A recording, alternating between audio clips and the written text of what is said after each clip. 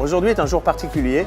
Je me trouve à New York pour interviewer mon ami Simon Sinek, qui nous avait fait l'honneur d'ouvrir le CREA Digital Day il y a 10 ans. Bien sûr, nous allons revenir sur son fameux Why, mais nous allons encore parler de plein d'autres choses.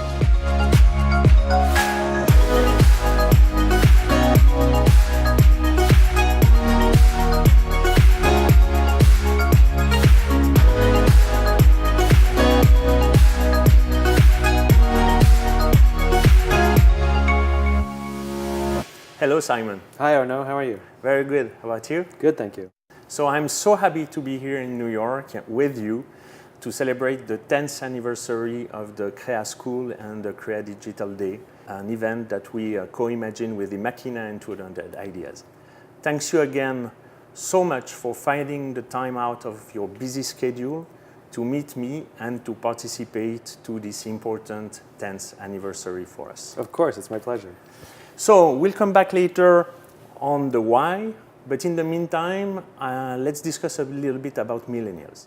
So recently, I often heard you talking about them and their addiction to social media and cell phones. And since today is the digital day, can you share with us your analysis of that situation, please? So I think it's a problem for all generations, the overstimulation and potential addiction to digital devices and social media. But what makes the millennials and the younger generation, Gen Z, stand out is they were the first generation to grow up with social media and cell phones. They didn't discover it later in life. And because this chemical called dopamine is released when we engage with our phones, dopamine is the same chemical that makes us feel good when we drink, when we smoke, and when we gamble. Yeah. And so it can be, if left unbalanced, very addictive. And one of the things that causes concern is especially for young people, if they become overly reliant on a device to feel good, they're not developing personal relationships. And we see this hurt them later in life, where stress becomes more difficult because we turn to a device instead of a person, like an alcoholic turns to the bottle instead of a person for help, forming close, meaningful relationships. And at least in the United States, we're starting to see a rise in depression, anxiety, suicide. It's the same in Europe. These are extreme cases, but even if we don't go that far, you have too many people who feel anxious about work, feel anxious about their relationships. They quit relationships too quickly. They quit jobs too quickly, and you know, cell phones aren't the whole thing, but it is a significant part of it. And I think we could all do with a little bit more balance in our lives and learn to put our phones away. It's like a digital detox. Yeah.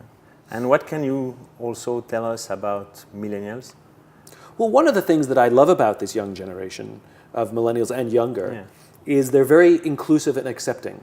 Sexuality, gender identity, where you're from, no, it's totally open, easy, nobody cares. They're very accepting and open, which I love. I love that they talk very openly about wanting to work for a company that has a sense of purpose, that has a cause. And the amazing thing is everybody wants that. It's just that millennials are very vocal about it, which I love. And I think they are part of the reason that we are putting pressure on companies to have a sense of purpose. So I think there's a lot of good that happens there. So maybe let me tell you a story because I believe you will love it. I have a friend who is a teacher in Geneva, in Switzerland. She will recognize herself probably. And she has integrated the why approach in her teaching. And since then, children prefer to stay in class instead of going to break time. At the end of the day, children don't want to leave the school. They want to stay at the school. And at the end of the year, they cry asking to stay with her instead of changing for another teacher. That's true. And now she's gradually implementing it across the rest of the campus. If you come once again in Geneva, maybe we will visit the school together. I love that story, and I would love to come and see this school and learn more about what she's doing. That's incredible. What a wonderful story. The youngest person that I've ever done a why discovery with was 16 years old. And I know that your why is fully formed by about that age. And it should still appeal to younger because they're human beings and the biology is the same, and being a part of something and being driven by something that's inspiring is appealing to human beings. But my understanding of it is that your why doesn't fully form, your own personal why doesn't fully form until probably your early to mid-teenage years. And then the amazing thing is to actually help teenagers find their why. You know, so often our teachers and our parents, they say, what are you going to do with your life? What are you going to do when you graduate school? What are you going to do, you know, what job do you want? But they never ask us, why do you want to work? And what do you want to accomplish in this world? And instead of find a job that makes you happy. Find a job that inspires you every day. It's a different standard, and it's a different way of looking for things. When you ask the question, what do I want to do with my life? It seems so random and overwhelming. But when you understand why I do everything and what makes me naturally successful, now the question is, where can I do that, rather than what can I do?